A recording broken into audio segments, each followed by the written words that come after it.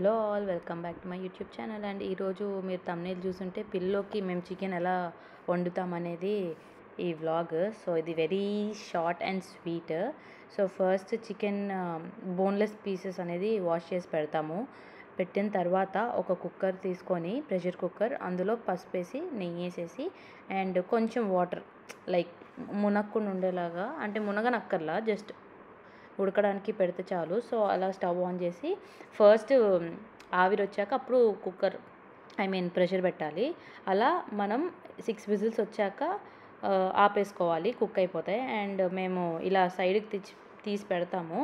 పెట్టిన తర్వాత మేమైతే బ్రౌన్ రైస్ పెడతాము మా పిల్లోకి. సో బ్రౌన్ రైస్ కూడా కుక్ చేస్తాం కాబట్టి టైంకి దాన్ని కుక్ అయిన చికెన్ స్మాష్ చేసి అందులో పెట్టి మళ్ళీ 3 విజిల్స్ వచ్చేదాకా మేము కుక్ చేస్తాము. ఇలా కుక్ చేసిన తర్వాత మేము అండ్ ఎవ్రీ టైం మీరు పీసెస్ని మీరు వేసి రైస్ని వేసి చేసే అవసరం లేదు. జస్ట్ నార్మల్ రైస్ని కూడా మీరు మిక్స్ చేసేసి పీసెస్ చేసేసి కూడా పెట్టచ్చు. That is your wish. ఇలా కూడా పెట్టచ్చు, డ్రైగా కూడా పెట్టచ్చు. ఇది వెట్.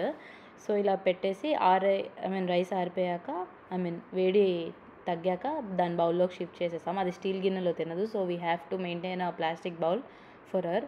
సో ఇంకా చూడండి, ఫస్ట్ మా పిల్లో గారాలు పోతులేండి, తర్వాత తింటుంది. నేను ఊది పెడుతున్నాను ఫస్ట్. సో తర్వాత దానంతా అదే తినేస్తుంది, చూడండి మీరే.